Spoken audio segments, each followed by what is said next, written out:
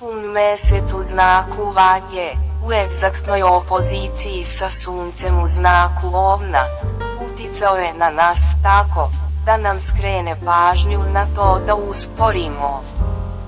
Da zastanemo i razmislimo o svojim ishitrenim, vatrenim odlukama, mislima, kao i da više pažnje posvetimo rešavanju odnosa sa onima koji su, pod navodnicima rečeno, nasuprot nas. Kome smo to naneli bol? Ko je nama naneo bol? Koja je to još uvek otvorena, bolna rana, koju pokušavamo da zacelimo, a tvrdoglavo srljamo glavom, dok smo srcem utihnuli? Koji su to odnosi za vas? O kojim osobama se radi? Zavisi od vašeg individualnog osjećaja. I samo vi najbolje znate koje su to osobe sa kojima ste, baš u ovom periodu, telepatski povezani. Čak i ako ste u kontaktu i viđate se, trenutak kada se rastanete, one su vam u mislima. Ne možete sa njima, a ne možete ni bez njih. Pun mesec u znaku Vage dao nam je zadatak da odnosne sa onima sa kojima nismo na najbolji način završili nešto do kraja, smatrajući da je to zaista kraj. Dok smo u dubini svoje duše znali da ipak nije tako, izgladimo slušajući svoje srce. Mesec želi da ovaj zadatak ispunimo na najbolji mogući način, kako bismo, u novi, jači, sveži mesečev ciklus 20. aprila, ušli u novo i lepše poglavlje, bez teškog bremena negativnih emocija i nerešenih odnosa.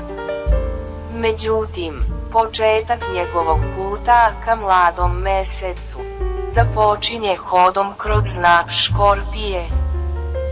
Odmah sutradan, od 7. do 10. aprila, mesec će se kretati kroz ovaj znak zodijaka.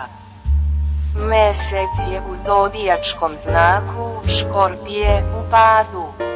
Ratoborna Škorpija, čiji su vladari Mars, koji traži strast, borbu, i Pluton, kao predstavnik nemilosrdnog razaranja i uništenja starog, radi preporoda i rađanja novog, teško se nosi sa mesečevim zadatkom emotivnog mira.